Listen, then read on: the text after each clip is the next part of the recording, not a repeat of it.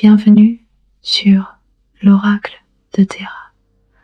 Aujourd'hui, nous allons plonger dans l'un des aspects les plus fascinants et les plus tragiques de l'univers de Warhammer 40 000. Les Primarques, ces 20 fils génétiquement créés par l'empereur de l'humanité. 20 êtres surhumains, chacun incarnant un aspect différent de la guerre, destinés à conquérir les étoiles au nom de leur père. Mais leur histoire est bien plus qu'un simple conte de conquête. C'est une tragédie cosmique, une histoire de fraternité brisée, de trahison et de destin. Dans les profondeurs sous les montagnes de l'Himalaya sur Terra, alors que l'humanité émergeait à peine de l'ère des luttes, l'empereur de l'humanité a entrepris son œuvre la plus ambitieuse. Ce n'était pas un homme ordinaire, perpétuel, immortel, ayant traversé les millénaires, détenteur de pouvoirs psychiques inégalés.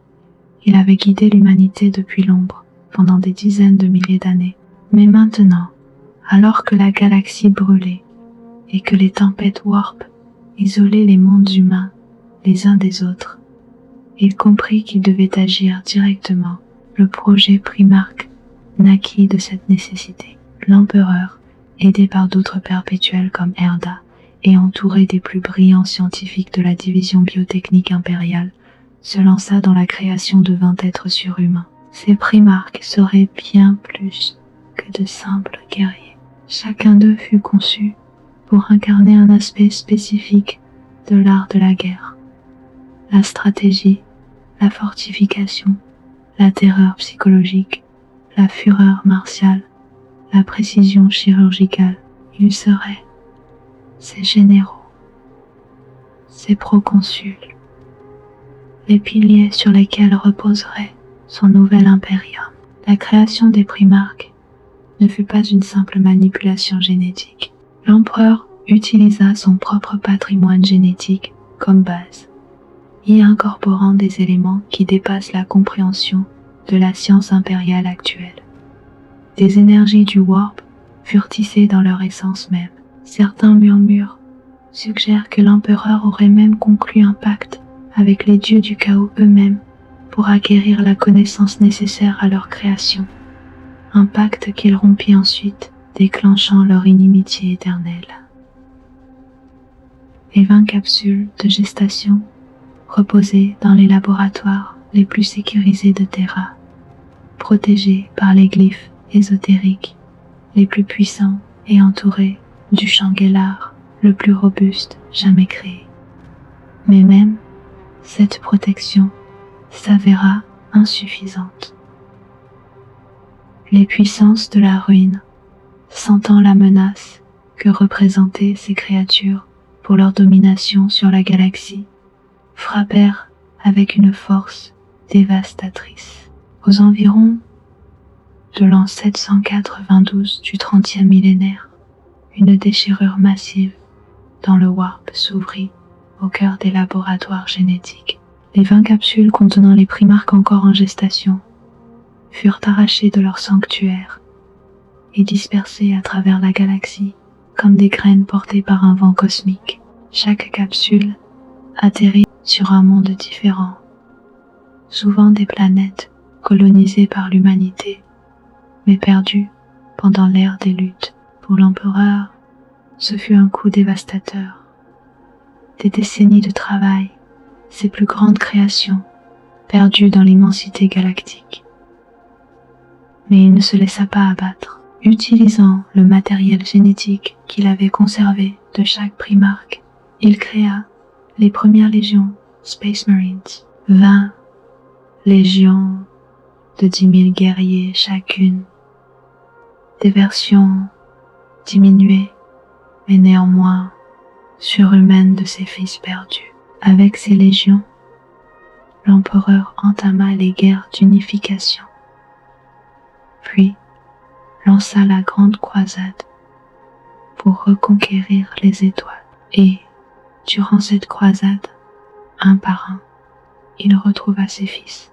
Léon L. Johnson fut le tout premier Primarque créé, et peut-être le plus énigmatique de tous. Sa capsule s'écrasa sur Caliban, Un monde féodal recouvert de vastes forêts primordiales infestées de terribles créatures du chaos. Abandonné dans ces forêts mortelles, le jeune primarque survécut seul pendant des années, chassant et tuant les grandes bêtes qui hantaient les bois. Cette existence solitaire forgea en lui une nature taciturne et méfiante.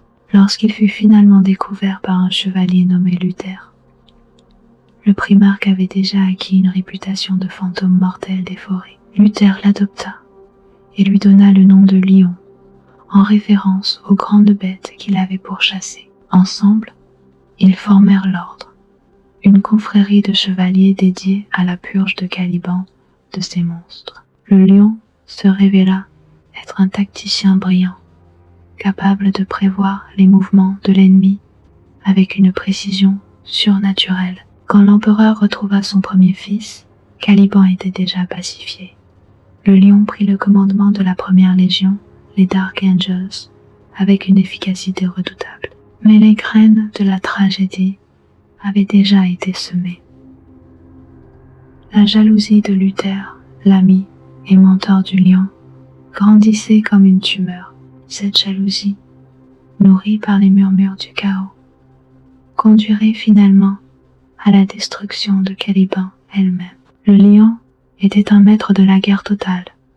Ses stratégies étaient complexes, multicouches, souvent incompréhensibles même pour ses propres officiers. Il gardait ses plans pour lui-même, ne révélant que ce qui était nécessaire. Cette nature secrète créa des tensions avec certains de ses frères, particulièrement Roboute Guilliman, dont l'approche de la guerre était beaucoup plus ouverte et systématique. Durant l'hérésie d'Horus, le lion resta loyal à l'empereur, mais ses décisions furent parfois discutables.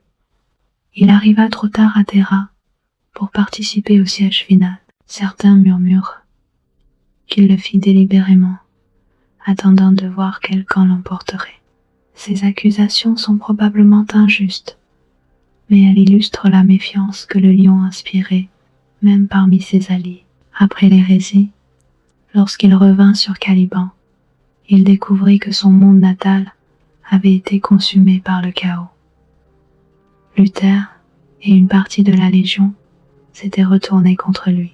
Dans la bataille qui s'ensuivit, Caliban fut détruite et le lion disparut. Pendant 10 000 ans, il dormit dans les profondeurs du roc, la forteresse des Dark Angels, construite sur le plus grand fragment de Caliban. Ce n'est que récemment qu'il s'est réveillé, émergeant dans un impérium méconnaissable, pour reprendre sa guerre contre les ténèbres. Si le lion était la stratégie incarnée, Jagatai Khan était la vitesse faite chair. Sa capsule atterrit sur Chogoris, un monde de steppes infinies où des tribus nomades chevauchaient et se battaient pour la survie. Le jeune primarque fut adopté par une tribu et grandit parmi eux, devenant un cavalier hors pair. Contrairement à beaucoup de ses frères, Jagatai ne chercha pas immédiatement à dominer. Il vécut d'abord comme un membre de sa tribu, apprenant leurs coutumes, leur langue, leur façon de voir le monde. Ce n'est que lorsque les circonstances l'exigèrent qu'il révéla sa véritable nature, unifiant les tribus de Chogoris sous une seule bannière à travers une série de campagnes rapides comme l'éclair. Le Khan était un philosophe autant qu'un guerrier.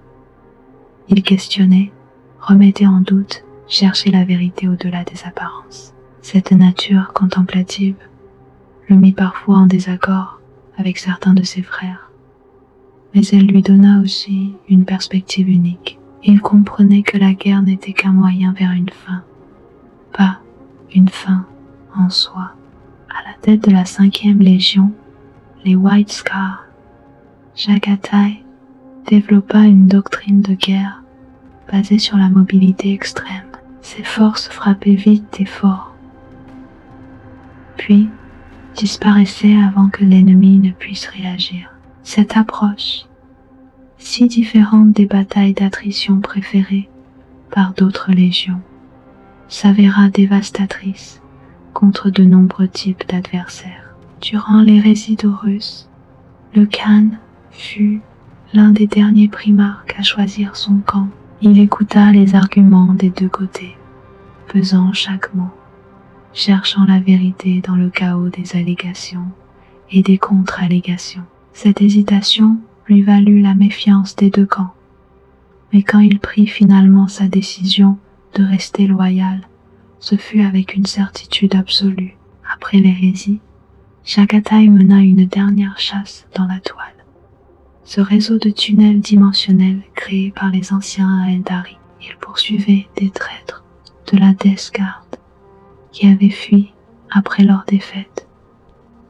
Il ne revint jamais. Certains disent qu'il chasse encore dans les méandres infinis de la toile, traquant éternellement les serviteurs du chaos. Les Manrus incarnent la férocité contrôlée, la fureur du prédateur qui sait quand bondir et quand attendre.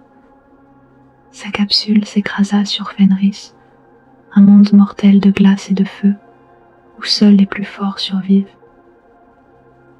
Le bébé Primarque fut découvert et adopté par une meute de loups géants, les terribles créatures qui dominent les étendues sauvages de Fenris. Élevé par les loups, Rus développa une nature sauvage et instinctive. Mais il n'était pas qu'une simple bête. Quand il fut finalement découvert par le roi d'une tribu humaine, il s'adapta rapidement à la civilisation, tout en conservant l'instinct prédateur de ses années dans la nature.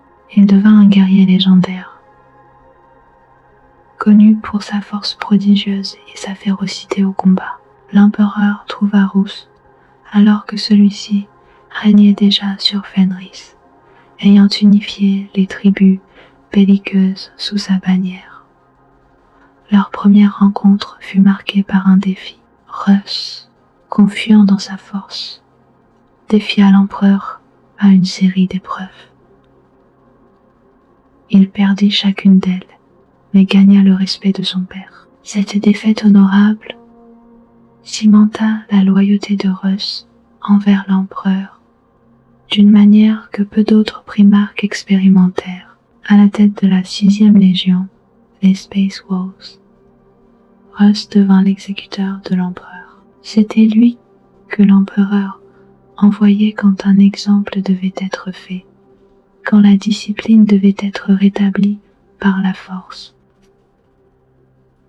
Le moment le plus tragique de la vie de Rus fut probablement la bataille de Prospero.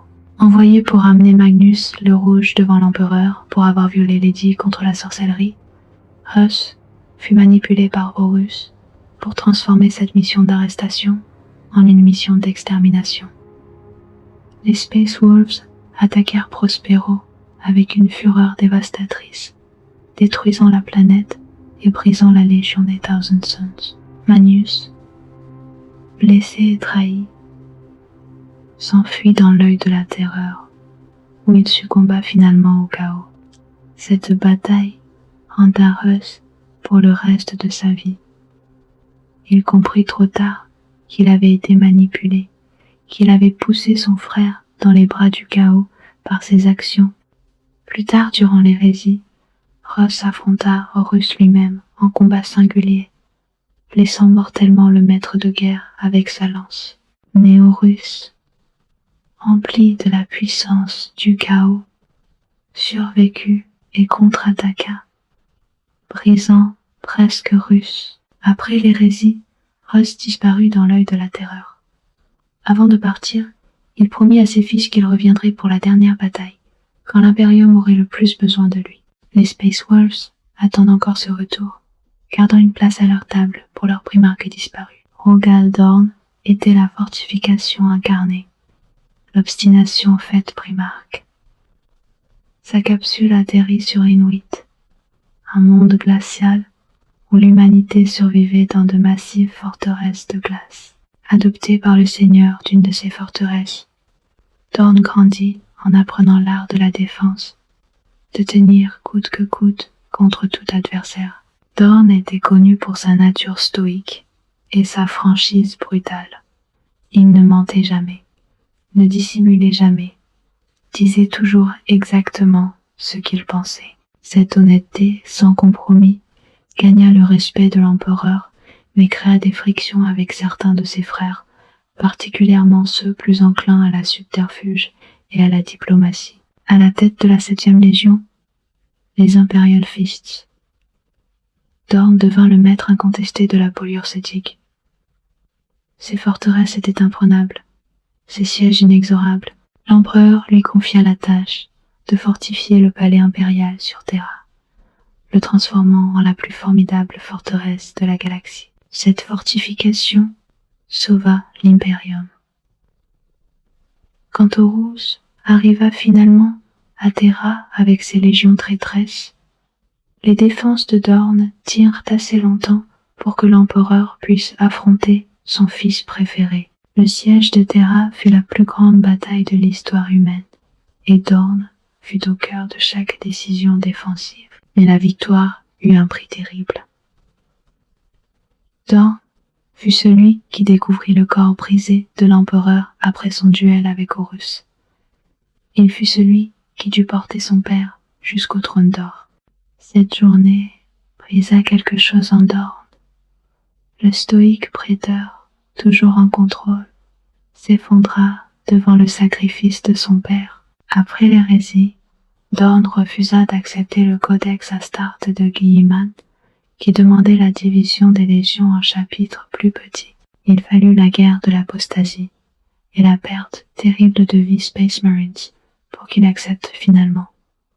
Plus tard, il disparut en abordant un croiseur du chaos lors d'une croisade noire. Seule, sa main fut retrouvée, conservée maintenant comme une relique sacrée par les Imperial Fists. Sanguinius était le plus noble de tous les primarques, le seul que même ses frères traîtres respectaient. Sa capsule s'écrasa sur Baal Secundus, une lune irradiée où les mutants et les tribus humaines luttaient pour survivre. Mais Sanguinius naquit différent. Il possédait de grandes ailes blanches, une mutation qui aurait dû le condamner à mort selon les lois tribales de Baal. Au lieu de cela, quand une tribu le découvrit, ils virent en lui un ange. Son charisme était tel qu'ils ne purent se résoudre à le tuer. Il grandit parmi eux, devenant leur champion et leur sauveur. Sanguinius unifia les tribus de Baal, leur apportant espoir et noblesse dans un monde de désolation. L'empereur trouva en Sanguinius un fils qui incarnait tous les idéaux de l'Imperium. Il était noble, courageux, juste et possédait un charisme qui éclipsait même celui de ses frères. À la tête de la 9e Légion, les Blood Angels, Sanguinius créa une culture qui valorisait autant l'art et la beauté que la prouesse martiale. Mais Sanguinius portait un fardeau terrible. Il avait le don de prescience, la capacité de voir l'avenir, et il avait vu sa propre mort. Il savait qu'il mourrait aux mains de Horus, son frère bien-aimé. Cette connaissance le hantait, mais il n'en parla à personne, acceptant son destin avec la grâce qui le caractérisait. Durant l'hérésie, Sanguinius fut la cible d'une campagne spécifique du chaos. Dans le système Sinus, toute sa légion fut piégée et attaquée par des hordes démoniaques. Le Kabanda, un puissant prince démon de cornes, brisa les jambes de Sanguinius et le jeta d'une falaise. Mais l'ange se releva, vainquit le démon et mena ses fils hors du piège. Cette bataille éveilla quelque chose de terrible dans le sang des Blood Angels. La rage noire, une folie meurtrière qui pouvait s'emparer d'eux au combat, et la soif rouge, un désir de sang qui les tourmentait. Ces malédictions affligent encore leurs descendants aujourd'hui. Au siège de Terra, Sanguinius défendit la porte d'éternité, la dernière barrière entre les traîtres et le sanctuaire intérieur de l'empereur. Là, épuisé par des jours de combats incessants, ses ailes brisées, il affronta finalement Horus. Il combattit vaillamment, blessant même le maître de guerre corrompu par le chaos. Mais finalement, Horus le tua, brisant la colonne vertébrale de l'ange avec ses mains nues. La mort de Sanguinius résonna à travers le warp, un cri psychique si puissant que chaque Blood Angel le ressentit. Aujourd'hui encore, 10 000 ans plus tard, quand un Blood Angel succombe à la rage noire, il revit les derniers moments de son primarque, croyant combattre Horus sur le Vengeful Spirit. Ferrus Manus incarnait la fusion parfaite de la chair et de la machine, la synthèse ultime de l'humanité et de la technologie. Sa capsule s'écrasa sur Medusa, un monde volcanique couvert d'immenses forteresses-usines. Le jeune primarque fut adopté par un clan de forgerons et de techniciens où il apprit leur art avec une aptitude surnaturelle. L'événement qui définit Ferrus survint quand il affronta Azyrnoth, un grand wyrm d'argent qui vivait dans les montagnes volcaniques de Medusa. Le combat fut épique, et quand Ferrus finit par étrangler la créature dans les flammes d'une forge volcanique, le métal vivant du wyrm fusionna avec ses mains, les transformant en argent brillant.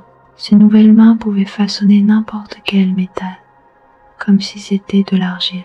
À la tête de la 10e Légion, les Iron Hands, Ferrus développa une philosophie centrée sur la force de la raison et de la logique. Il croyait que la chair était faible, que seul le métal était éternel. Cette croyance conduisit sa légion à augmenter massivement leur corps avec des implants cybernétiques. Ferrus était également connu pour son tempérament volcanique. Il n'était pas aussi calculé que Guilliman ou aussi stoïque que Dorn. Quand il était en colère, sa fureur était terrible à voir, mais cette passion était équilibrée par une amitié profonde avec plusieurs de ses frères, particulièrement Fulgrim des Emperor's Children. Cette amitié se révéla être sa perte. Au début de l'hérésie d'Horus, lors du massacre du site d'atterrissage sur East 25, Ferrus mena ses forces contre les traîtres. Il espérait encore sauver Fulgrim, ramener son frère à la raison. Mais Fulgrim était déjà trop corrompu par le chaos. Dans un duel terrible, Fulgrim décapita Ferrus avec la lame du Laer, une épée possédée par un démon. La mort de Ferrus fut un choc pour l'Imperium. Il fut le premier primarque loyaliste à mourir durant l'hérésie. Sa légion, décapitée et décimée, ne se remit jamais vraiment de cette perte. Aujourd'hui, les Iron Hands sont connus pour leur froideur et leur logique implacable, cherchant à éliminer toute faiblesse de la chair en l'honneur de leur primarque tombé. Si l'on devait choisir un seul primarque qui incarnait l'idéal de l'Imperium tel que l'empereur le concevait, ce serait Robut Guilliman. Sa capsule atterrit sur Macragge, un monde civilisé du système d'Ultramar. Il fut découvert dans une forêt et adopté par Connor, l'un des 2 consuls qui gouvernaient la planète. Guilliman grandit entouré de culture, d'apprentissage et de civilisation. Il étudia l'histoire, la philosophie, l'art de la guerre et du gouvernement. Son esprit, analytique, absorbait tout, synthétisait les leçons, créait de nouvelles théories. Quand son père adoptif fut assassiné par des conspirateurs, le jeune Guilliman mena une campagne de pacification brillante, devenant consul unique de Macragge. Sous son règne, Macragge prospéra. Il n'était pas qu'un conquérant, mais un bâtisseur de civilisation. Quand l'empereur le retrouva, Macragge était déjà un phare de civilisation, et Ultramar, le domaine de 500 mondes que Guilliman avait créé, était l'égal de n'importe quelle région de l'Imperium naissant. À la tête de la 13e Légion, les Ultramarines, Guilliman mena la plus grande campagne de conquête de la Grande Croisade.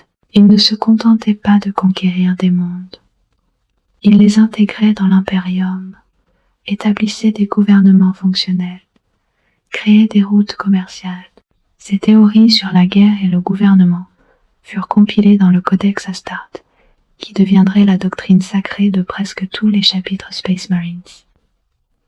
Durant l'hérésie d'Horus, Guilliman fut piégé loin de Terra par les manœuvres de Horus. Les World Bearers attaquèrent Kaof, l'un des principaux mondes d'Ultramar, dans une tentative de détruire les Ultramarines. Bien que la bataille de Qarth fut gagnée, elle coûta cher aux Ultramarines. Pendant que Guilliman se battait pour sauver son domaine, Terra brûlait. Après l'hérésie, Guilliman fut blessé mortellement par Fulgrim lors de la bataille de Thessala. Le prince démon le blessa avec une lame empoisonnée, un poison si virulent qu'il aurait tué n'importe qui d'autre instantanément. Guilliman fut placé dans un champ de stase au cœur du temple de la correction sur Macragge, mourant lentement pendant 10 000 ans. Mais en 999 M41, alors que l'Imperium affrontait sa crise la plus terrible depuis l'hérésie, Guilliman fut ressuscité. Une alliance improbable entre l'Archmagos Belisarius Cawl, les Inari Aeldari et une force d'ultramarines et d'adeptas sororitas permit son réveil. Le pouvoir du dieu Aeldari Inéad, combiné à la technologie de Cawl, inversa le poison et ramena le primarque à la vie. Le Guilliman qui se réveilla découvrit un impérium qu'il reconnaissait à peine. L'empire rationnel et éclairé de son père était devenu une théocratie superstitieuse et stagnante.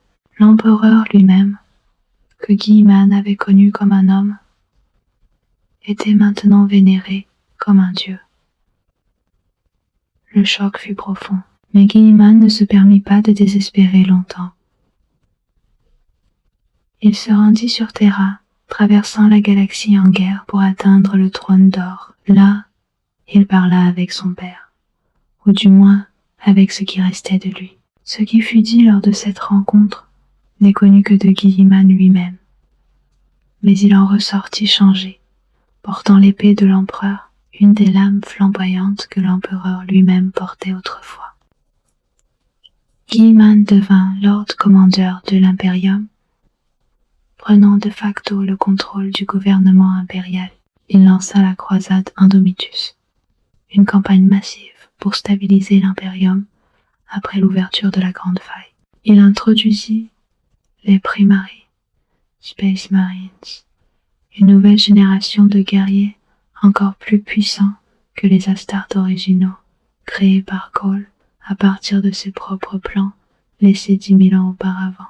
Aujourd'hui, Guilliman lutte pour sauver un impérium qui semble déterminé à s'autodétruire. Il se bat contre l'inefficacité bureaucratique, la superstition aveugle et la corruption endémique, tout en menant des campagnes militaires contre les ennemis innombrables qui assaillent l'humanité de tous côtés.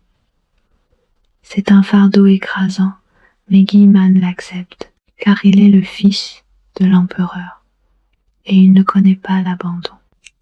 Vulcan était le plus humain des primarques, celui qui se souciait le plus du sort des gens ordinaires.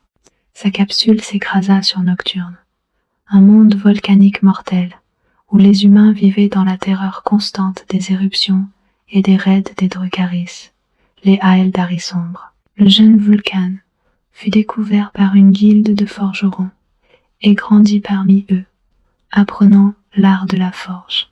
Il devint rapidement un artisan légendaire, capable de créer des armes et des armures d'une qualité incomparable. Mais ce qui le distinguait vraiment était sa compassion. là où d'autres primarques voyaient des outils ou des ressources. Vulcan voyait des êtres humains dignes de protection. L'empereur trouva Vulcan lors d'un concours, où le primarque affronta son père dans une série d'épreuves. Vulcan perdit chaque épreuve, mais gagna le respect de l'empereur par son humilité et sa détermination. Quand Nocturne fut attaqué par des Drukhari, Vulcan et l'empereur combattirent côte à côte pour repousser les raiders. Ce combat scella un lien unique entre le père et le fils. À la tête de la 18e Légion, les Salamanders, Vulcan développa une doctrine centrée sur la protection des innocents. Ces guerriers étaient formés non seulement pour être des tueurs efficaces, mais aussi pour être des protecteurs. Cette approche était inhabituelle parmi les légions Space Marines, dont la plupart voyaient les civils comme des éléments secondaires de la guerre. Vulcan était aussi un artisan sans égal. Il créa 9 artefacts légendaires, les reliques de Vulcan, des objets d'une puissance immense qu'il cacha à travers la galaxie. Il prophétisa que quand ses fils retrouveraient tous ces artefacts, il reviendrait à eux dans leur heure de plus grand besoin. Durant l'hérésie d'Horus, Vulcan fut capturé par son frère Konrad Curze et soumis à des tortures indicibles. Mais Vulcan possédait une capacité unique parmi les primarques. Il était un perpétuel, immortel et incapable de mourir vraiment. Curze le tua encore et encore, cherchant à prouver un point philosophique, mais Vulcan revenait toujours. Finalement libéré, Vulcan disparut après l'hérésie. Les Salamanders croient qu'il reviendra un jour, quand ils auront retrouvé tous ces artefacts. En attendant, le chapitre maintient son héritage, protégeant les innocents et forgeant des armes légendaires en son honneur. Corvus Corax incarnait la libération à travers la précision chirurgicale de la guerre. Sa capsule atterrit sur Délivrance, une lune prison où les détenus travaillaient dans des conditions d'esclavage pour les seigneurs de Kiava, le monde qu'elle orbitait. Le jeune primarque grandit parmi les prisonniers, témoin de leur souffrance et de leur oppression. Corax devint le leader d'une rébellion, utilisant sa capacité unique à se fondre dans les ombres, presque invisible même en pleine lumière. Il mena des raids audacieux contre les geôliers. Sa rébellion grandit jusqu'à ce qu'il libère finalement toute Délivrance, renversant les tyrans et établissant un gouvernement juste. L'empereur trouva Corax peu après cette victoire. Le primarque accepta immédiatement de rejoindre son père, voyant en lui un libérateur à l'échelle galactique. À la tête de la 19e Légion, la Raven Guard, Corax développa une doctrine de guerre basée sur les frappes rapides et précises depuis les ombres. La Raven Guard ne combattait pas dans de grandes batailles frontales comme les Imperial Fist ou les Iron Warriors. Ils frappaient là où c'était le plus efficace, décapitant les commandements ennemis, détruisant les infrastructures critiques, puis disparaissant avant que la riposte ne vienne. Cette approche était mortellement efficace, mais elle gagna peu de gloire à la Légion. Durant l'hérésie, Corax fut piégé au massacre du site d'atterrissage, la même bataille qui tua Ferrus Manus. La Raven Guard fut presque détruite, réduite à une fraction de sa force. Corax et quelques survivants s'échappèrent, mais le primarque porta cette défaite comme une blessure personnelle. Dans un effort désespéré pour reconstruire sa légion, Corax utilisa du matériel génétique ancien fourni par l'empereur, mais l'Alpha Légion avait corrompu ce matériel. Les nouveaux recrues créés avec ce gène souillé étaient des monstres déformés. Horrifié par ce qu'il avait créé, Corax tua personnellement chaque aberration. Après l'hérésie, Rongé par la culpabilité et le chagrin, Korak se retira dans la tour du corbeau sur délivrance. Il prononça un seul mot, plus jamais, et disparut dans l'œil de la terreur. Certains disent qu'il chasse les traîtres dans les royaumes démoniaques, une ombre de vengeance éternelle, devenue quelque chose de plus que humain, mais moins qu'un démon. Horus Lupercal fut le premier primarque retrouvé par l'empereur, et rapidement, il devint son favori. Sa capsule s'écrasa sur Catonia, un monde de gangs et de violence où seuls les plus forts survivaient. Horus grandit dans ce creuset, devenant un leader charismatique capable d'unir les bandes rivales. Quand l'empereur le retrouva, il vit en Horus tout ce qu'il avait espéré dans ses fils. Horus était brillant, charismatique, un tacticien accompli et un guerrier redoutable. Plus que tout, il comprenait la vision de l'empereur et s'y consacrait totalement. L'empereur nomma Horus maître de guerre, le plaçant au-dessus de tous ses frères, à la tête de la 16e Légion. Les Luna Wolves, plus tard renommés Son of Horus, en son honneur. Horus mena la grande croisade de victoire en victoire. Il n'était pas seulement un conquérant, mais un diplomate. Là où d'autres légions détruisaient, Horus négociait. Il amenait les mondes dans le giron impérial, par la persuasion, autant que par la force. Mais les graines de la corruption furent semées tôt. L'empereur, ayant atteint le point qu'il jugeait suffisant dans la grande croisade, retourna sur Terra pour travailler sur un projet secret. La toile humaine, un réseau de tunnels dimensionnels qui libérerait l'humanité de sa dépendance au Warp. Pour mener ce projet, il abandonna la grande croisade, laissant Horus aux commandes. Horus se sentit abandonné. Après des décennies passées à ses côtés, l'empereur l'avait laissé seul, sans explication. Cette blessure émotionnelle fut exploitée par les puissances de la ruine.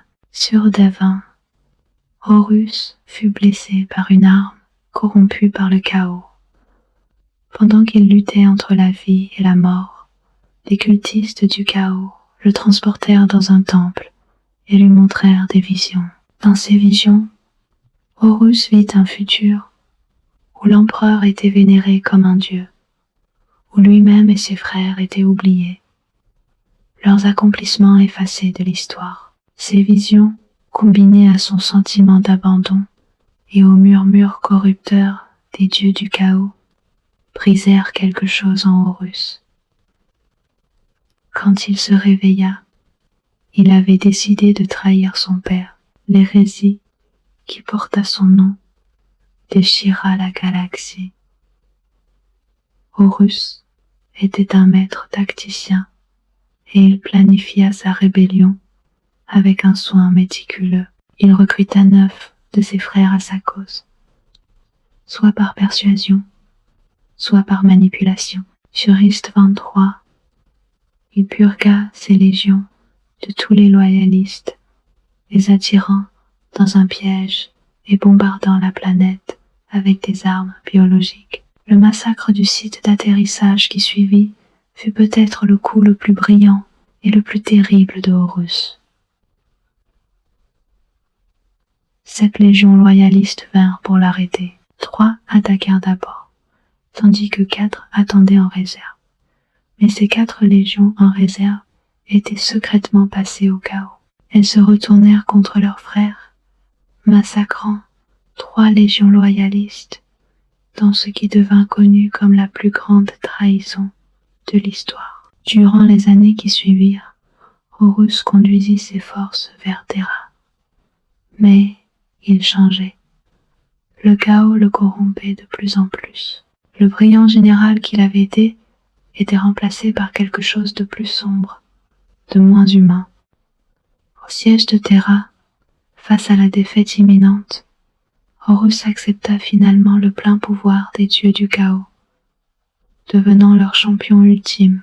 Dans le duel final sur le Vengeful Spirit, Horus tua Sanguinius et affronta l'empereur.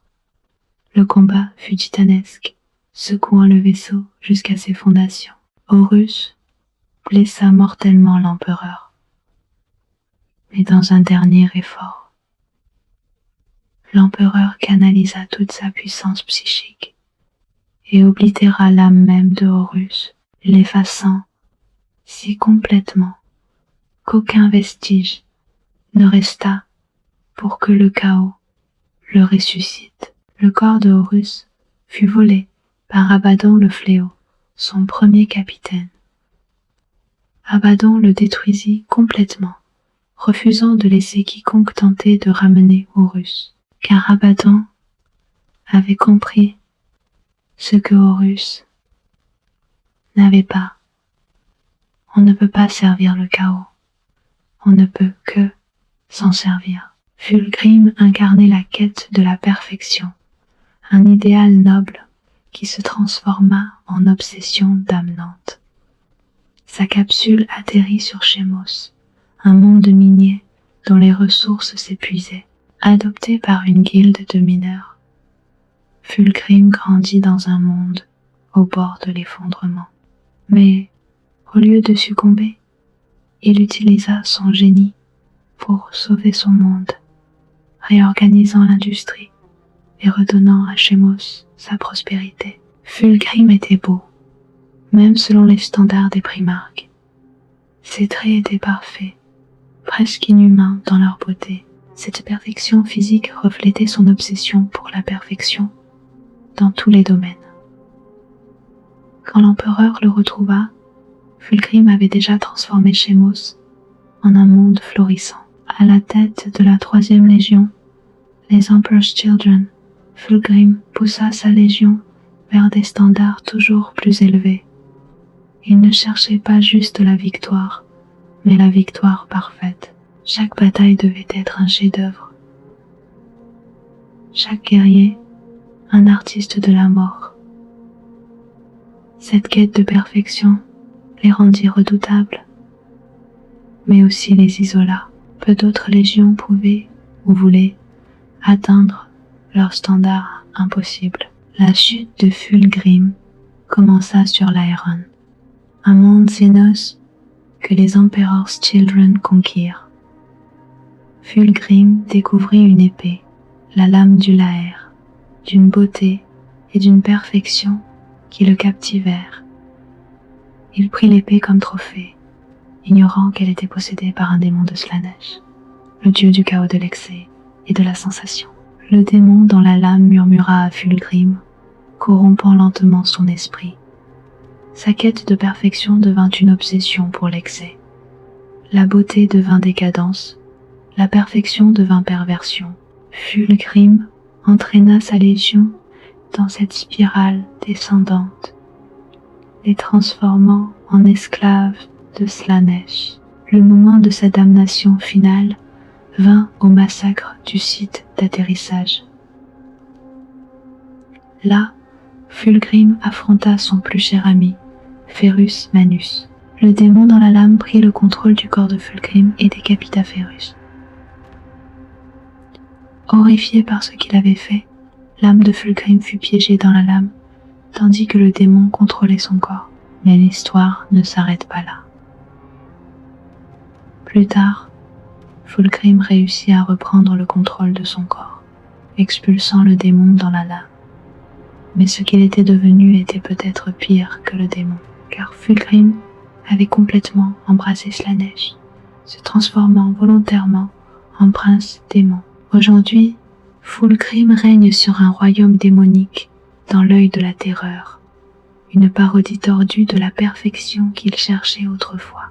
Il a oublié Ferrus, oublié la fraternité, oublié tout sauf la recherche de sensations toujours plus extrêmes. Le Phénicien, qui cherchait à s'élever au-dessus de l'humanité par la perfection, est tombé bien en dessous par l'excès. Perturabo était le génie de la polyorcétique, le maître incontesté de l'art du siège. Mais cette expertise vint avec un coup terrible. Sa capsule atterrit sur Olympia. Un monde de cités était en guerre constante. adopté par le tyran d'une de ces cités, Perturabo grandit, entouré de guerres et de politique. Dès sa jeunesse, Perturabo possédait une capacité unique.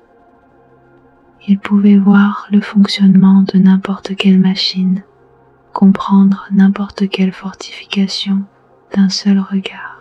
Cette capacité fit de lui un ingénieur et un architecte sans égal. Mais elle s'accompagnait d'une vision terrible.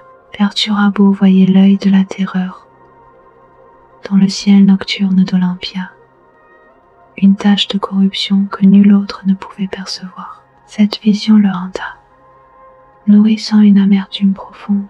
Quand l'empereur le retrouva, Perturabo accepta immédiatement de rejoindre la grande croisade, voyant en elle une chance d'échapper à Olympia et à sa vision cauchemardesque. À la tête de la 4e Légion, les Iron Warriors, il devint le spécialiste des sièges les plus difficiles, des guerres les plus sanglantes. Mais voilà le problème. Les sièges sont longs, brutaux et ingrats. Là où d'autres légions gagnaient la gloire dans des batailles spectaculaires, les Iron Warriors mouraient par milliers, dans des tranchées boueuses et des assauts contre des fortifications imprenables. Perturabo accomplissait les tâches les plus difficiles, mais recevait peu de reconnaissance pour ses efforts. Cette injustice perçue le rongea. Il voyait son frère Rogaldorn recevoir des éloges pour ses fortifications, alors que lui-même travaillait dans l'ombre à briser celles des ennemis. La jalousie et l'amertume s'accumulèrent comme du poison. La trahison de Perturabo ne fut pas une conversion soudaine comme celle de Horus. Ce fut une décision froide et calculée. Quand Horus lui offrit une place dans sa rébellion, Perturabo accepta, non parfois dans le chaos, mais par ressentiment envers l'empereur et ses frères. Il voulait prouver sa valeur, montrer qu'il était supérieur, particulièrement à Dorn. Durant l'hérésie, cette rivalité avec Dorn atteignit son apogée au siège de Terra. Perturabo dirigea l'assaut contre les fortifications que Dorn avait passé des années à construire.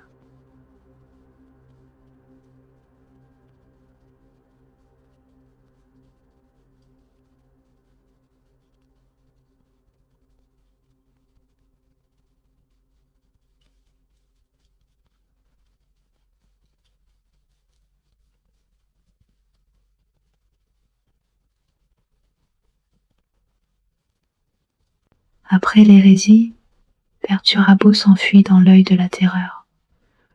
Là, il tua de ses propres mains de nombreux Iron Warriors qu'il jugeait faibles, offrant leurs âmes aux dieux du chaos. En échange, il devint lui-même un prince démon, bien qu'il méprise les dieux qu'il sert. Aujourd'hui, Perturabo règne sur Medringard, une planète forteresse dans l'œil de la terreur. Il construit toujours, créant des fortifications impossibles, cherchant peut-être encore à prouver sa supériorité, mais sa plus grande œuvre, la perfection qu'il cherchait, lui échappe toujours, perdu dans son amertume et son ressentiment. Konrad Kurz incarnait la terreur comme arme, mais aussi la folie de la préscience sans espoir. Sa capsule s'écrasa sur Nostramo, un monde de nuit perpétuelle où le crime régnait sans partage. Le jeune primarque grandit seul dans les ruelles les plus sombres, témoin de chaque horreur que l'humanité pouvait infliger. Kurz développa une philosophie simple et terrible.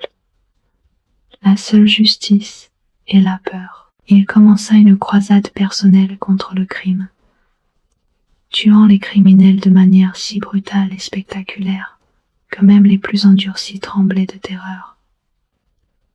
Ces méthodes fonctionnèrent. Le crime sur Nostramo disparut, non par réforme, mais par terreur pure. Mais Kurz possédait aussi le don de préscience. Il voyait l'avenir Mais contrairement à Sanguinius qui voyait de multiples possibilités, Kurz ne voyait qu'un seul futur sombre et inévitable. Cette vision le rendait fou. Si l'avenir était fixe, alors il n'y avait ni libre arbitre ni justice. Tout était prédéterminé, y compris ses propres crimes. Quand l'empereur le retrouva, Kurz avait déjà transformé Nostramo en un monde sans crime, mais gouverné par la terreur absolue. L'empereur, malgré ses réserves sur les méthodes de son fils, lui donna le commandement de la 8e Légion, les Night Lords. Kurz transforma sa légion à son image, faisant de la terreur leur arme principale. Les Night Lords ne combattaient pas pour conquérir, mais pour terroriser. Ils écorchaient leurs victimes vivantes, laissaient des messages macabres, créaient des atrocités calculées pour briser le moral de l'ennemi. Ces méthodes étaient efficaces, mais elles firent de Kurz et de sa légion des parias, même parmi les autres Space Marines. La descente de Kurz dans la folie s'accéléra quand ses visions devinrent plus sombres.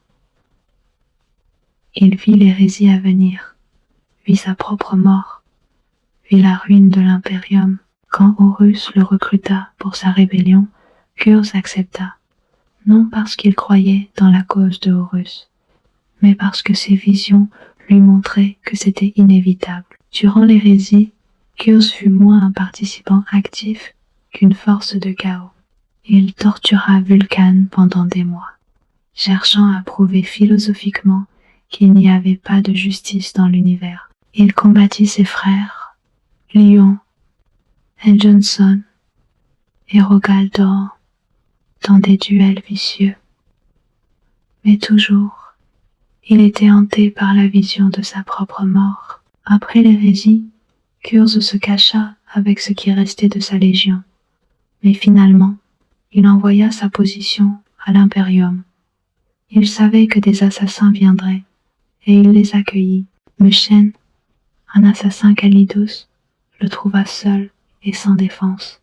Au moment où elle le frappa, Kurz sourit et dit « La mort n'est que l'absolu, et c'est ma délivrance. » Kurz mourut peut-être en prouvant son point, que même sa propre mort était prédéterminée, qu'il n'y avait pas de libre arbitre, ou, peut-être, dans un dernier acte de libre arbitre, il choisit sa propre fin. La vérité mourut avec lui.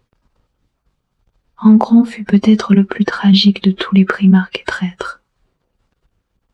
Sa capsule s'écrasa sur Nuceria, un monde où les gladiateurs esclaves combattaient pour le divertissement des nobles.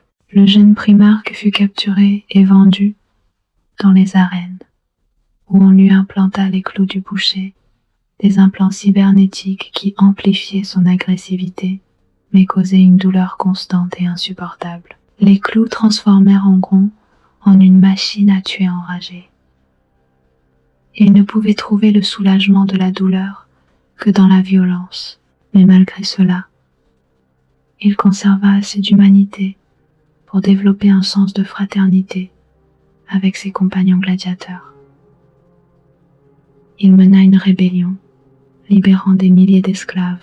La rébellion échoua. Les armées de Nuceria acculèrent Angron et ses compagnons sur une montagne. Ils étaient tous prêts à mourir ensemble, combattant jusqu'au bout. Mais l'empereur intervint. Il téléporta Angron hors du champ de bataille, le sauvant, mais laissant tous ses compagnons mourir sans lui. Angron ne pardonna jamais à l'empereur cet acte. Il aurait préféré mourir avec ses frères plutôt que d'être sauvé seul. L'empereur lui donna le commandement de la 12e Légion, les Warhounds, qui devinrent les World Eaters. Mais Angron resta amer. Il implanta les clous du boucher dans ses propres légionnaires, les transformant en berserkers enragés comme lui. Les World Eaters devinrent la légion la plus brutale de l'Imperium, massacrant tout sur leur passage, sans discrimination. Angron ne cherchait pas la gloire ou la conquête, seulement un répit temporaire de sa douleur dans le carnage. Les clous détruisaient lentement son cerveau, effaçant progressivement ce qui restait de son humanité. Quand Horus offrit à Angron une place dans sa rébellion, Angron accepta immédiatement, non parce qu'il croyait en la cause de Horus, mais parce qu'il voulait tuer l'empereur, l'homme qu'il avait condamné à cette existence de douleur. Durant l'hérésie, les World Eaters furent parmi les traîtres les plus sauvages, massacrant amis et ennemis dans leur fureur. Au siège de Terra, Angron mourut finalement. Les clous finirent par tuer complètement son cerveau, et il s'effondra, mort. Mais le dieu du Chaocorne, le dieu du sang, le ressuscita comme un prince démon. Ce qui se releva n'était plus Angron, mais une incarnation démoniaque de la rage pure. Aujourd'hui, Angron mène toujours les World Eaters, mais il n'est plus du tout humain. Il est une créature du Warp, incapable de rester longtemps dans l'espace réel sans se dissiper. Il apparaît lors de grandes batailles, massacre tout ce qui se trouve devant lui, puis disparaît quand son essence démoniaque ne peut plus se maintenir. C'est peut-être une forme d'enfer qu'il a trouvée, condamné à répéter éternellement le seul acte qu'il connaissait. Tuer. Mortarion incarnait l'endurance et la résilience, mais aussi l'amertume de celui qui ne peut jamais vraiment gagner. Sa capsule atterrit sur Barbarus, un monde de brume toxique, où l'humanité survivait dans les vallées, tandis que des seigneurs nécromanciens régnaient sur les hauteurs empoisonnées. Le jeune Mortarion fut découvert par l'un de ces seigneurs nécromanciens qu'il éleva comme son fils. Mais Mortarion se rebella, s'échappant vers les vallées humaines. Il découvrit qu'il pouvait résister aux brumes toxiques mieux que n'importe quel humain normal. Il mena une croisade pour libérer Barbarus, gravissant les montagnes pour tuer les seigneurs nécromanciens. Mortarion réussit à tuer tous les seigneurs sauf un, son père adoptif, le plus puissant d'entre eux. Alors qu'il se préparait à l'assaut final, l'empereur arriva sur Barbarus. Il offrit un marché à Mortarion. Si Mortarion pouvait tuer son père adoptif seul, l'empereur partirait et laisserait Barbarus indépendant. Mais si Mortarion échouait, il devrait rejoindre l'empereur. Mortarion tenta l'assaut, mais les brumes au sommet de la montagne étaient trop toxiques même pour lui. Il s'effondra, mourant. L'empereur intervint, tua facilement le seigneur nécromancien et sauva Mortarion. Mortarion dut tenir sa promesse et rejoindre l'empereur. Mais il porta toujours le ressentiment de n'avoir pas pu terminer sa propre croisade. À la tête de la 14e Légion, la Death Guard, Mortarion développa une doctrine centrée sur l'endurance. Ces guerriers combattaient dans les environnements les plus toxiques, résistaient aux conditions qui auraient tué n'importe qui d'autre.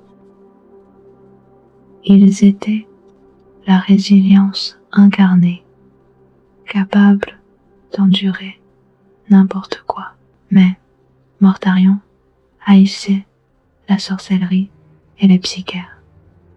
Il les voyait comme des tyrans utilisant leur pouvoir pour dominer les autres, comme les seigneurs nécromanciens de Barbarus. Cette haine le mit en conflit avec plusieurs de ses frères, particulièrement Magnus le Rouge. Quand l'hérésie commença, ce fut en partie ce dégoût pour les psychères qui le poussa vers Horus. Durant l'hérésie, la Death Guard fut piégée dans le Warp par le dieu Nurgle, le dieu de la pestilence. Une terrible plaie se répandit dans la flotte, tuant lentement même les Space Marines résilients. Mortarion lui-même succomba à la maladie. Dans son agonie, il appela à l'aide. Nurgle répondit offrant de sauver ses fils si Mortarion se donnait à lui. Mortarion accepta, devenant un prince démon de Nurgle. Ce qu'il devint était une parodie de ce qu'il avait été. Celui qui avait combattu les nécromanciens était devenu lui-même une créature surnaturelle. Celui qui avait libéré Urbarus des tyrans était devenu le plus grand tyran de tous. Aujourd'hui, Mortarion règne sur le jardin de la peste, dans l'œil de la terreur. Il mène régulièrement des invasions dans l'espace réel, répandant les maladies de Nurgle. Il est devenu ce qu'il haïssait le plus, et quelque part dans son esprit corrompu, il doit en être conscient. C'est peut-être sa plus grande torture. Magnus le Rouge était le plus grand psycheur parmi les primarques, un maître de la sorcellerie et de la connaissance. Sa capsule atterrit sur Prospero, un monde de savants et d'érudits qui valorisait la connaissance par-dessus tout. Le jeune Magnus grandit dans ce creuset d'apprentissage, développant ses pouvoirs psychiques immenses. Magnus possédait un œil unique au centre de son front, un signe de sa nature psychique. Il pouvait projeter son esprit à travers le warp, voyant des lieux et des temps distants. Il communiqua même avec l'empereur avant leur rencontre physique, discutant de philosophie et de sorcellerie à travers l'espace psychique. Quand l'empereur retrouva Magnus, il fut à la fois impressionné et inquiet.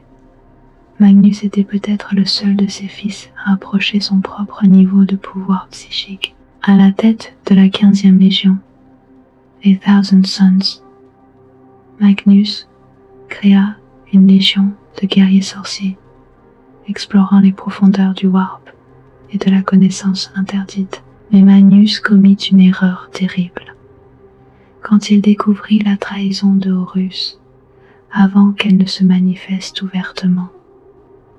Il voulut avertir l'empereur, mais toutes les communications conventionnelles étaient bloquées. Dans son arrogance, Magnus utilisa la sorcellerie pour projeter un message psychique directement à l'empereur sur Terra. Ce faisant, il brisa les défenses psychiques du palais impérial que l'empereur avait passé des décennies à construire. Le projet secret de l'empereur, la toile humaine, fut détruite. Les démons se déversèrent dans les donjons sous le palais. Le coup que Magnus porta à l'empereur ce jour-là fut peut-être pire que n'importe quoi que Horus fit ensuite. L'empereur, furieux, envoya Lemanrus pour ramener Magnus sur Terra pour être jugé. Mais Horus intercepta les ordres et les modifia, transformant une mission d'arrestation en une mission d'extermination. Les Space Wolves attaquèrent Prospero avec une fureur dévastatrice. Magnus aurait pu défendre Prospero. Ses pouvoirs seuls auraient pu détruire la flotte des Space Wolves. Mais il accepta l'attaque comme une punition pour son crime. Il ne défendit pas sa planète, laissant Prospero brûler. Ce n'est qu'au dernier moment, quand ses filles mouraient autour de lui, qu'il invoqua le chaos pour les sauver. Le dieu Tsench, le dieu du changement, répondit. Magnus et ce qui restait des Thousand Sons furent transportés dans l'œil de la terreur, sur la planète des sorciers. Là, Magnus devint un prince démon, bien qu'il prétendît pendant longtemps qu'il servait Tsench de son plein gré, et non comme un esclave. Aujourd'hui, Magnus règne toujours sur la planète des sorciers. Il mène des invasions dans l'espace réel, cherchant toujours la connaissance. Certains disent qu'une partie de lui regrette ce qui s'est passé, qu'une partie de lui souhaite encore rejoindre le camp de son père. Mais cette partie, si elle existe, est noyée dans la corruption du chaos. Lorgar était le prédicateur, le prophète, celui qui cherchait la vérité divine dans l'univers. Sa capsule atterrit sur Kolchi, un monde dominé par de puissantes religions.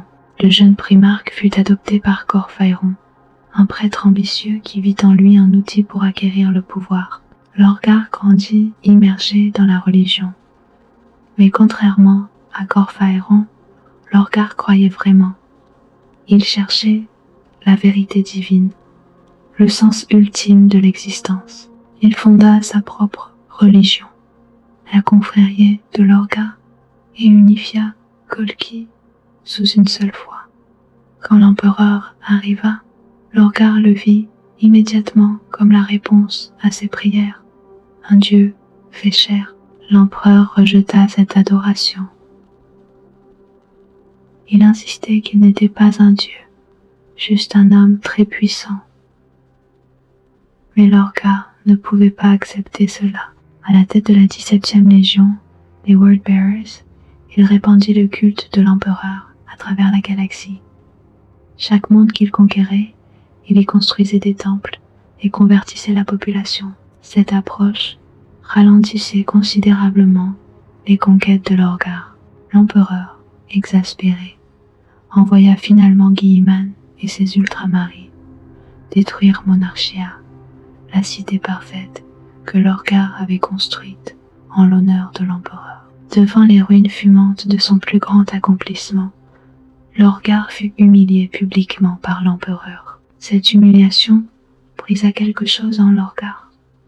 Si l'empereur n'était pas un dieu, alors Lorgar trouverait de vrais dieux. Son premier chapelain, Erebus, déjà corrompu par le chaos, guida Lorgar vers la vérité des puissances de la ruine. Lorgar se rendit sur Cadia, et dans l'œil de la terreur, où il vit les dieux du chaos dans toute leur terrible gloire. Lorgar devint le premier primarque à embrasser le chaos, bien avant Horus. Ce fut lui et ses Wordbearers qui corrompirent Horus, qui déclenchèrent l'hérésie.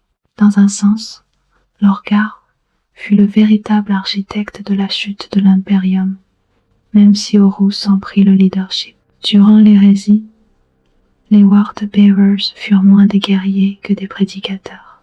Ils convertissaient, corrompaient, répandaient la foi dans les dieux du chaos. Leur plus grand coup fut sur Khals, où ils attaquèrent traîtreusement les ultramarines et empoisonnèrent l'étoile elle-même. Après l'hérésie, Lorgar se retira sur Sicarus, le monde temple des Wordbearers. Là, il devint un prince démon, mais contrairement à ses frères, il ne mène pas d'invasion. Au lieu de cela, il médite, écrit, prêche. Les Wordbearers disent qu'il prépare quelque chose, un grand plan qui se déploiera lorsque le moment sera venu. Qu'il soit fou ou véritablement inspiré, seul le temps le dira.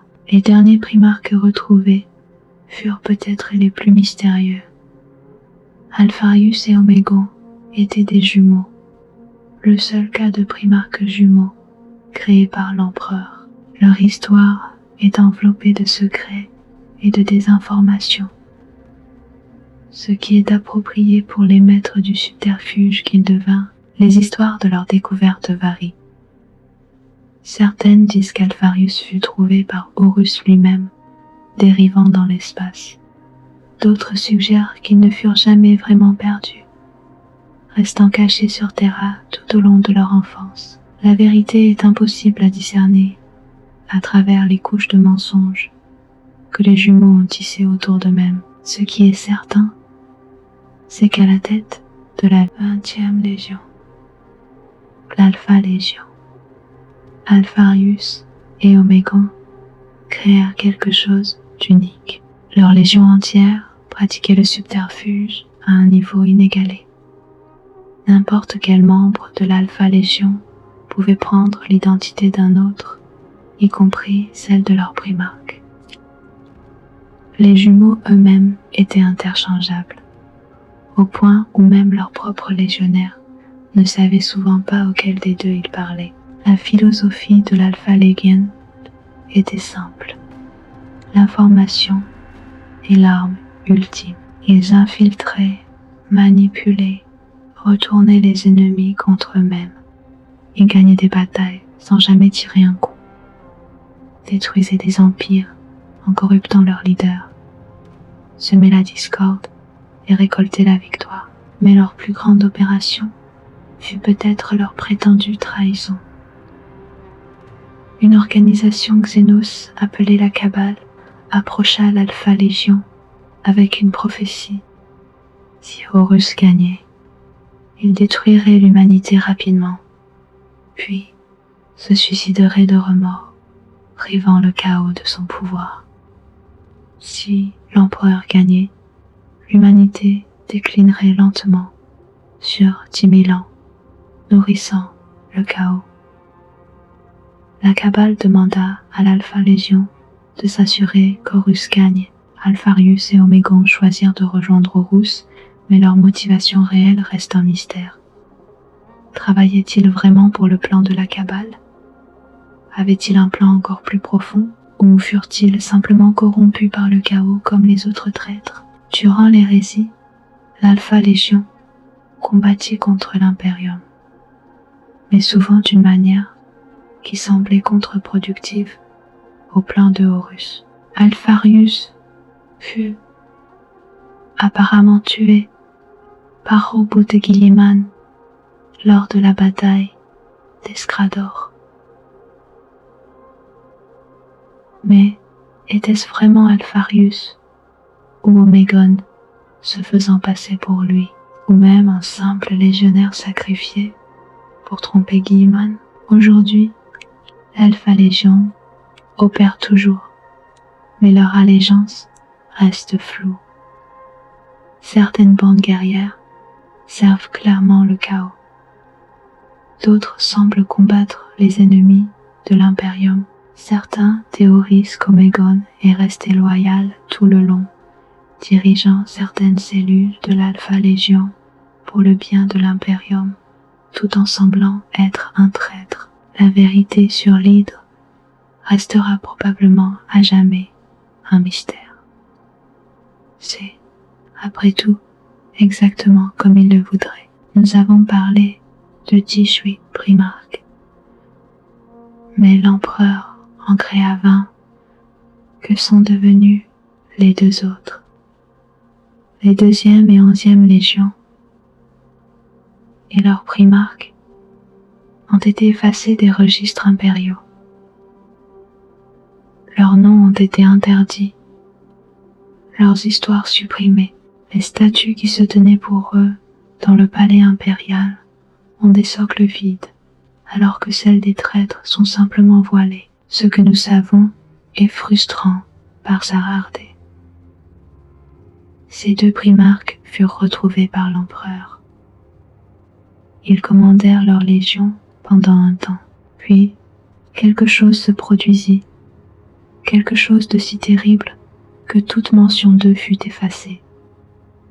Même les autres primarques refusèrent d'en parler. Lorgar pleurait en pensant à ses frères disparus. Rogaldorn et Robot Guilliman plaidèrent personnellement auprès de Malcador, le sigillite, pour que tous les souvenirs de ces 2 primarques soient effacés des esprits de ceux qui les avaient connus. Les théories abondent. Certains suggèrent qu'un ou les 2 furent détruits par les Space Wolves, sur ordre de l'empereur. Un précédent terrible pour ce qui arriverait plus tard à Prospero. D'autres pensent qu'ils refusèrent de servir l'empereur et furent éliminés pour cela. Il y a même des murmures qu'ils auraient pu être corrompus par le chaos bien avant l'hérésie, ou qu'ils auraient découvert quelque chose sur la nature de l'empereur lui-même qui nécessita leur élimination. Ce qui est arrivé à leur légion est également incertain. Des rumeurs suggèrent que les légionnaires survivants furent réabsorbés dans d'autres légions, particulièrement les ultramarines, ce qui expliquerait pourquoi cette légion était si nombreuse, mais ce ne sont que des spéculations. La vérité sur les primarques perdus restera probablement à jamais un mystère, un secret que même 10 000 ans n'ont pas révélé. Et puis il y a les retours. car l'histoire des Primarques ne s'est pas terminée avec l'hérésie. Robot Guilliman, comme nous l'avons vu, est revenu, sorti de sa stase millénaire. Il dirige maintenant l'Hyperium, dans sa plus sombre heure. Mais il n'est pas le seul. Récemment, Lion L. Johnson s'est également réveillé de son sommeil dans les profondeurs du roc. Le premier fils de l'empereur est revenu, émergeant dans un impérium qu'il reconnaît à peine. Ses retrouvailles avec Guilliman furent tendues. Les deux frères ne s'étaient jamais vraiment entendus, et 10 000 ans de séparation n'ont pas arrangé les choses. Mais ils travaillent ensemble maintenant, mettant leurs différences de côté face à la crise qui menace de consumer l'humanité. D'autres retours sont possibles. Le Manrus a promis de revenir pour la dernière bataille. Jagatai Khan chasse quelque part dans la toile. Vulcan a prophétisé son propre retour quand ses fils auront retrouvé tous ses artefacts. Corvus, Corax pourrait encore rôder dans l'œil de la terreur. Même parmi les traîtres, des changements surviennent. Mortarion est récemment apparu dans l'espace réel, menant une invasion massive d'Ultramar, avant d'être repoussé par Guilliman lui-même. Ankron a également manifesté, semant la destruction avant de se dissiper. Magnus continue ses raids depuis la planète des sorciers. L'ère des Primarques n'est pas terminée. Après 10 000 ans d'absence, les fils de l'empereur reviennent, loyalistes et traîtres, pour se battre une fois de plus. La galaxie brûle sous la grande faille, et peut-être que seuls ces demi-dieux ont la puissance nécessaire pour la sauver ou la condamner définitivement. L'héritage des Primarques est complexe et contradictoire. Ils étaient les plus grandes créations de l'empereur, conçues pour unir l'humanité et la mener vers un avenir glorieux. Au lieu de cela, leur fraternité brisée a plongé la galaxie dans la guerre civile la plus dévastatrice de l'histoire. La moitié d'entre eux ont trahi leur père et tout ce qu'ils représentaient, censément défendre. Pourtant, même les traîtres commencèrent avec des intentions qui n'étaient pas entièrement mauvaises. Horus aimait son père et voulait réaliser sa vision. Fulgrim cherchait la perfection. Lorgar cherchait la vérité divine. Ce furent leurs plus grandes vertus, poussées à l'extrême et corrompues par le chaos, qui devinrent leurs plus terribles vices. Les Primarques loyalistes, eux aussi, ne furent pas sans défaut. Leur orgueil, leur rivalité, leur incapacité à communiquer efficacement contribuèrent tous à la catastrophe de l'hérésie. Si Lionel Johnson avait été plus ouvert, si Guilliman avait été moins rigide, si Dawn avait été plus flexible, peut-être que les choses auraient pu être différentes, mais c'est là toute la tragédie. Les Primarques étaient surhumains, mais pas inhumains. Ils avaient les mêmes faiblesses, les mêmes émotions que n'importe quel être conscient. Jalousie, orgueil, colère, ambition. Toutes ces choses existaient en eux, amplifiées par leur nature surhumaine. L'empereur créa ses fils pour être parfaits. Mais la perfection est impossible, et dans la quête de celle-ci, il créa les graines de sa propre défaite. Les Primarques étaient trop humains pour être les dieux que leur légion voyait en eux, mais trop puissants pour être simplement des hommes. Aujourd'hui, dans le 41e millénaire, l'héritage des Primarques continue.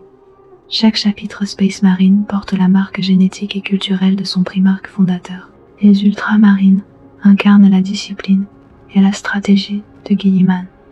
Les Blood Angels portent la noblesse et la malédiction de Sanguinius. Les Space Wolves conservent la férocité d'Horus. Les Dark Angels garde les secrets du lion, même les chapitres issus des traîtres, purgés et réformés pendant la deuxième fondation, portent des échos de leurs origines. Les exorcistes, descendants supposés des World Bearers, utilisent les techniques de possession démoniaque de leurs ancêtres pour créer des guerriers résistants au chaos. Les marines malévolents sont suspectés d'être issus de l'Alpha Légion, leur cruauté calculée reflétant celle de leurs prédécesseurs. Et maintenant, avec le retour de Guilliman et du lion, une nouvelle ère commence. Les fils de l'empereur marchent à nouveau parmi les vivants, guidant l'humanité dans ces heures sombres. Mais peuvent-ils vraiment sauver l'Imperium? Ou leur retour est-il simplement le prélude à une répétition de l'hérésie? L'histoire des Primarques n'est pas terminée, elle continue à se dérouler. Chapitre sanglant après chapitre sanglant.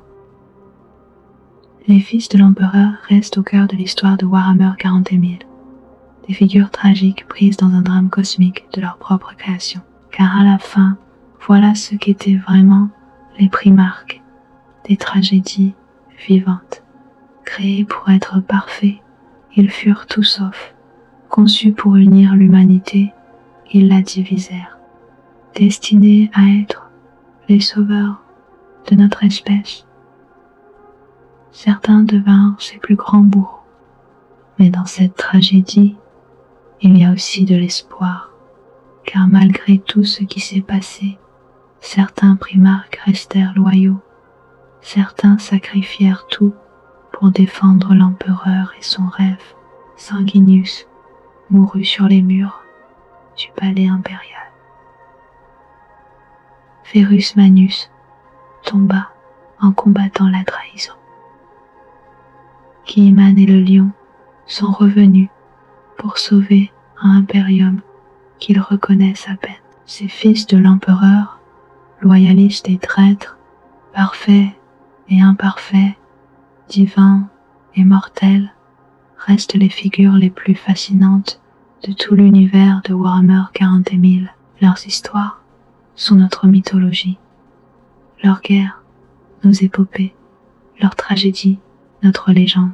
Et dans les ténèbres du 41e millénaire, alors que la galaxie brûle et que l'humanité lutte pour sa survie, les fils de l'empereur marchent à nouveau.